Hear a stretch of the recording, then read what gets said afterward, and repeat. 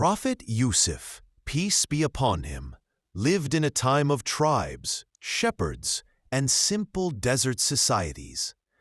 A time when people traveled through open landscapes and relied heavily on family structures. And in this era, a young boy named Yusuf was blessed with exceptional beauty, noble character, and a pure heart.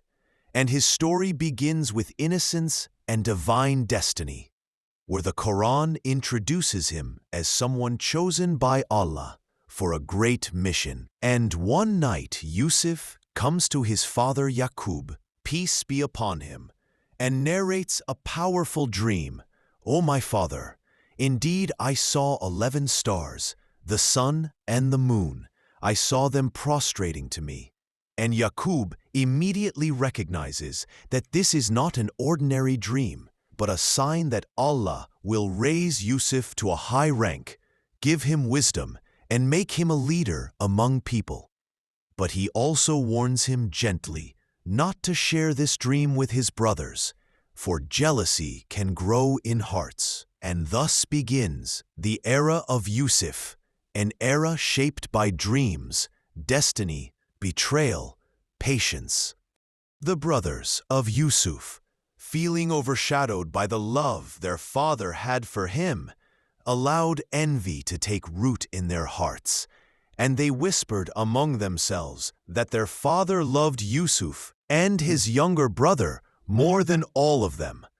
And they convinced themselves that removing Yusuf from their lives would restore balance, and so they planned to get rid of him, first attempting to persuade their father to send him with them to play, pretending innocence, smiling outwardly while hiding jealousy inside.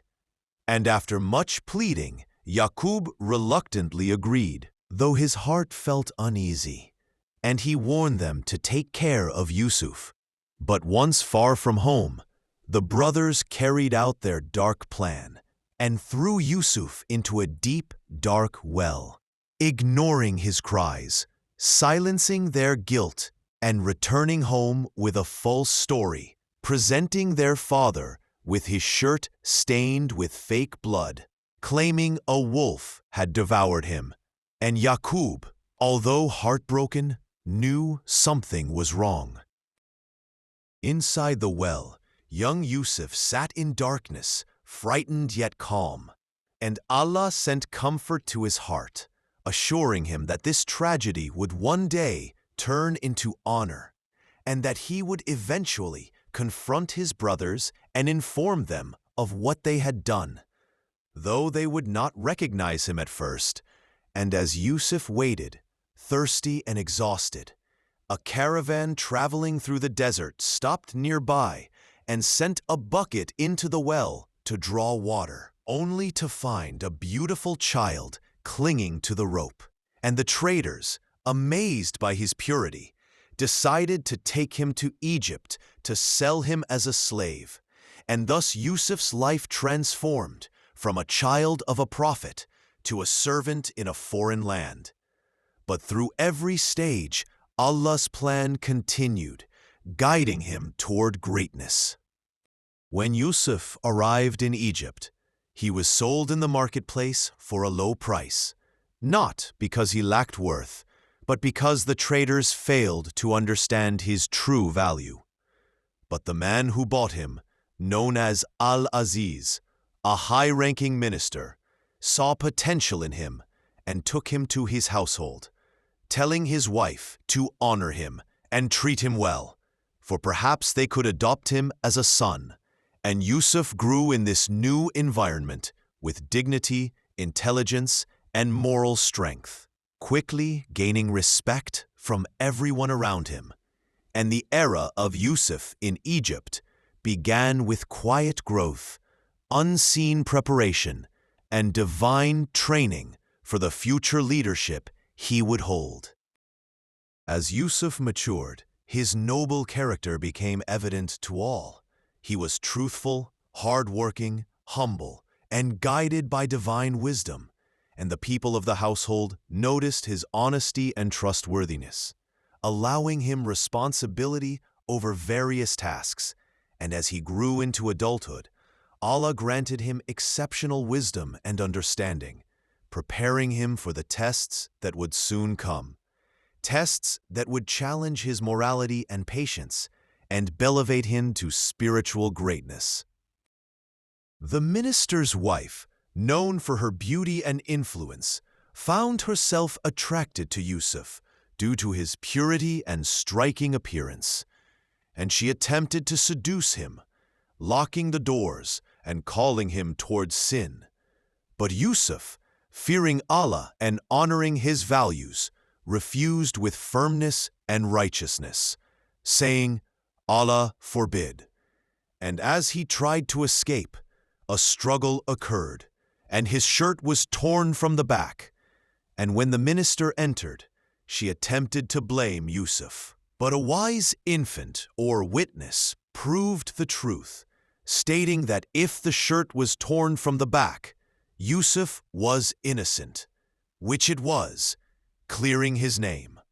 But despite this, the incident spread among the women of the city, and gossip grew, making the trial even bigger. The women of the city mocked the minister's wife for desiring her servant, so she prepared a banquet and invited them, giving each woman a knife and presenting Yusuf before them. And when they saw him, they were stunned by his beauty, cutting their own hands unknowingly, exclaiming that he was not a human, but an angel. And this scene proved Yusuf's innocence again. Yet the pressure increased, for the minister's wife openly declared her desire, and the situation became dangerous for Yusuf's honor, leading him to pray to Allah, asking for prison to be better for him than falling into sin. Despite his innocence, Yusuf was imprisoned, but instead of despair, he entered prison with dignity, bringing peace, wisdom, and compassion to the inmates, and soon he became known for his kindness and truthfulness, attracting the trust of his fellow prisoners. And Yusuf realized that even in hardship, Allah had a purpose, and that prison became his new stage of teaching, guiding, and calling people toward righteousness. Two prisoners approached him with dreams, one seeing himself serving wine to a king, and the other seeing birds eating bread from his head. And Yusuf, after advising them to believe in one God, interpreted the dreams, predicting that one would return to the king's service while the other would be executed. And events unfolded exactly as he foretold, proving his divine gift. And before the freed prisoner left, Yusuf asked him to mention him to the king. But he forgot, causing Yusuf to remain in prison longer, yet all according to Allah's perfect timing. The king of Egypt saw a troubling dream: 7 fat cows eaten by 7 thin ones, and 7 green ears of grain with 7 dry ones, and no one in the palace could interpret it, causing fear among the court. And only then the freed prisoner remembered Yusuf and told the king about him, leading to Yusuf being summoned to interpret the dream. But Yusuf refused to leave prison until his innocence was publicly recognized, showing his integrity and patience. When the king's messenger arrived, Yusuf refused to leave prison until the truth about the incident with the minister's wife was fully exposed.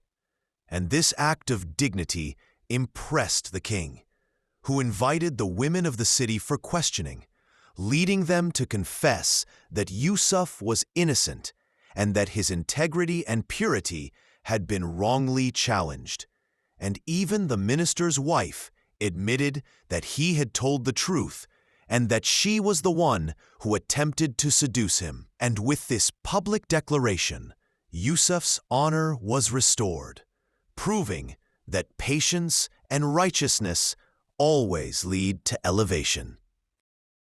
After his innocence was proven, Yusuf was brought before the king, who recognized his wisdom and calm authority, and the king asked him to interpret the disturbing dream of the 7 fat cows and 7 thin cows.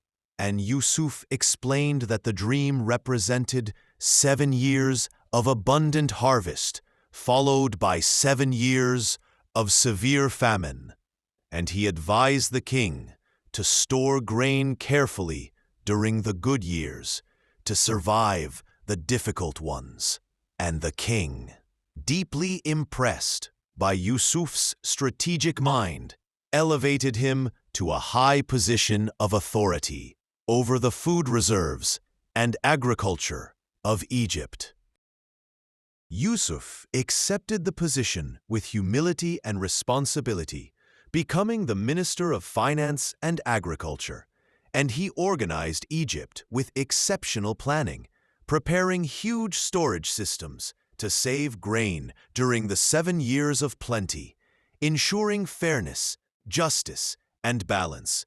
And as the years passed, Egypt transformed into a land of security and stored wealth, attracting people from surrounding regions when famine finally struck. And Yusuf's leadership became a symbol of divine guidance and human excellence. When the 7 years of drought arrived, the neighboring lands suffered greatly, and people from faraway regions came to Egypt seeking food, including the brothers of Yusuf, who traveled without knowing that the man in charge was the very brother they had once thrown into a well. And when they approached Yusuf, he recognized them instantly, though they failed to recognize him because he had grown into a dignified leader. And Yusuf remained calm, testing their sincerity while treating them fairly. During their first meeting, Yusuf questioned them about their family, and when they mentioned their father and younger brother, Yusuf felt his heart tremble with memories, and he asked them to return with their youngest brother, Binyamin, next time as proof of their honesty, while secretly placing their payment back in their bags so they would return. And his brothers traveled back home, unaware that Yusuf was watching over them with patience, longing for reunion, yet determined to test their hearts. When the brothers returned home and told Yaqub about the demand to bring Binyamin, Yaqub felt uneasy and feared losing another son, for the memory of losing Yusuf had never left his heart. And although he hesitated greatly, the severe famine eventually forced him to agree, but only after they promised to protect Binyamin with their lives, and Yaqub prayed to Allah to guard them, sending them off with heavy emotions and deep faith. The brothers returned to Egypt with Binyamin and stood before Yusuf once again, and Yusuf welcomed them with kindness and honor, showing special affection to Binyamin, revealing his identity to him privately, calming his heart, and assuring him that Allah's plan was unfolding perfectly. And the 2 brothers shared a quiet moment of joy and relief as Yusuf prepared the next stage of his strategy. In order to keep Binyamin with him, Yusuf instructed his workers to place the king's cup inside Binyamin's bag, and when the caravan departed, they were stopped and searched, leading to the cup being found.